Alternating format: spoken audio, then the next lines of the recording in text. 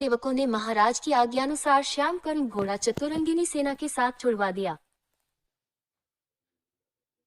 महाराज दशरथ ने देश देशांतर के मनस्वी, तपस्वी, विद्वान ऋषि मुनियों तथा वेदविज्ञ प्रकांड पंडितों को यज्ञ संपन्न कराने के लिए बुलावा भेज दिया। निश्चित समय आने पर समस्त अभ्यागतों के साथ महाराज दशरथ अपने गुरु वशिष्ठ जी तथा अपने परम मित्र देश के अधिपति लोभापाद के जामाता ऋग ऋषि को लेकर यज्ञ मंडप में पधारे। इस प्रकार महान यज्ञ का विधिवत शुभारंभ किया गया। संपूर्ण वातावरण वेदों की ऋचाओं के उच्च स्वर में पाठ से गूंजने तथा समिधा की सुगंध से महकने लगा। समस्त पंडितों, ब्राह्मणों, ऋषियों आदि को यथोचित धन धान्य, गौ आदि भेंट करके सादर विदा करने के साथ यज्ञ की समाप्ति हुई। राजा दशरथ ने यज्ञ के प्रसाद चरा को अपने महल में ले जाकर अपनी तीनों रानियों में वितरित कर दिया। प्रसाद ग्रहण करने के परिणाम स्वरूप परमपिता परमात्मा की कृपा से तीनों रानियों ने गर्भ धारण किया।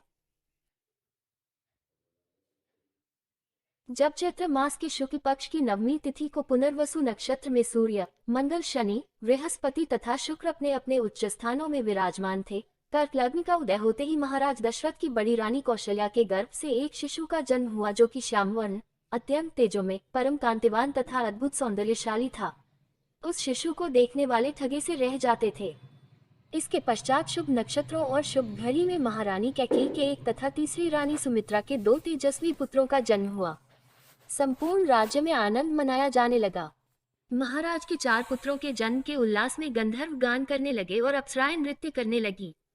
देवता अपने विमानों में बैठकर पुष्प वर्षा करने लगे। महाराज ने उन्मुक्त हस्त से राजद्वार पर आए हुए भार, चारण तथा आशीर्वाद देने वाले ब्राह्मणों और याचकों को दान दक्षिणा दी। पुरस्कार में प्रजाजनों को धन धान्य तथा दरबारियों को रत्न, आभूषण तथा उपाधियां प्रदान किया गया। चारों पुत्रों का नामकरण संस्कार महर्षि वशिष्ठ के द्वारा कराया गया तथा उनके नाम रामचंद्र, भरत, लक्ष्मण और शत्रुघ्न रखे गए। आयु बढ़ने के साथ ही साथ रामचंद्र गुणों में भी अपने भाइयों से आगे बढ़ने तथा प्रजा में अत्यंत लोकप्रिय होने लगे। उनमें अत्यंत विलक्षण प्रतिभा थी जिसके परिणाम स्वरूप अल्पकाल में ही वे समस्त विषयों में पारंगत हो गए। उन्हें सभी प्रकार के अस्त्र शस्त्रों को चलाने तथा हाथी, घोड़े एवं सभी प्रकार के वाहनों की सवारी में उन्हें असाधारण निपुणता प्राप्त हो गई। वे निरंतर माता पिता और गुरुजनों की सेवा में लगे रहते थे। उनका अनुसरण शेष 3 भाई भी करते थे। गुरुजनों के प्रति जितनी श्रद्धा भक्ति इन चारों भाइयों में थी उतना ही उनमें परस्पर प्रेम और सौहार्द भी था। महाराज दशरथ का हृदय अपने चारों पुत्रों को देखकर गर्व और आनंद से भर उठता था।